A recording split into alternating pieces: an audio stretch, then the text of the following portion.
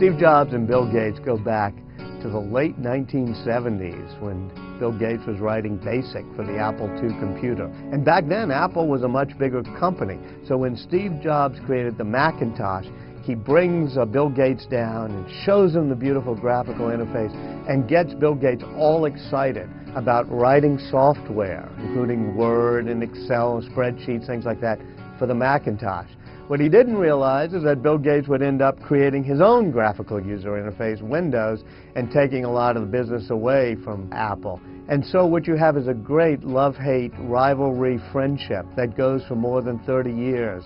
And at the end of the book, I have Bill Gates visiting Steve Jobs when he's sick in Palo Alto, talking about Steve Jobs' model and Bill Gates admitting it really worked well, having that integrated end-to-end product. And Steve Jobs even saying, your model worked well too. So even though they were rivals, they knew that they were the two binary stars of the digital age.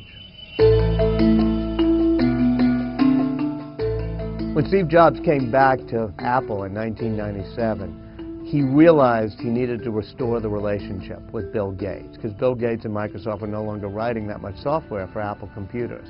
So he just called up Bill Gates, said, I'm coming to see you, and I want you to start writing great software for the Mac again.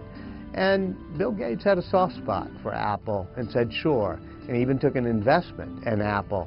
And it was the one great mistake that Steve Jobs made in terms of announcement. He announced it at a Macworld in Boston, and then he put Bill Gates up on the screen to talk about it, looming on the screen. And it almost looked like that 1984 ad with Big Brother on the big screen looming behind it. And all the fans of Apple at Macworld started booing, and Steve had to say, no, no, no, sometimes your rivals are also your friends.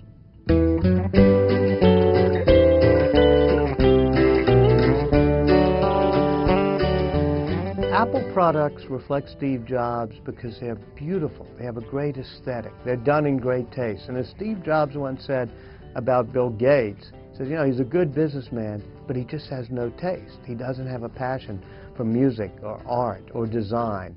And so indeed, Windows products, Microsoft products, are very good. And they get better every time there's a new edition of them. But it's not like Steve Jobs, who makes sure that the minute he launches a product, it is beautifully designed and just stuns you as it comes out of the box. If you look at an iPod in the box, it looks like a little gem as you pull it out. If you get a Zune from Microsoft, it's a very competent product, but it does look like it's been designed in Uzbekistan or someplace. And that's why Steve Jobs always said the one thing we're bringing is a passion for great design, great art, and great taste. And that's why Apple is always standing at that intersection of art and technology.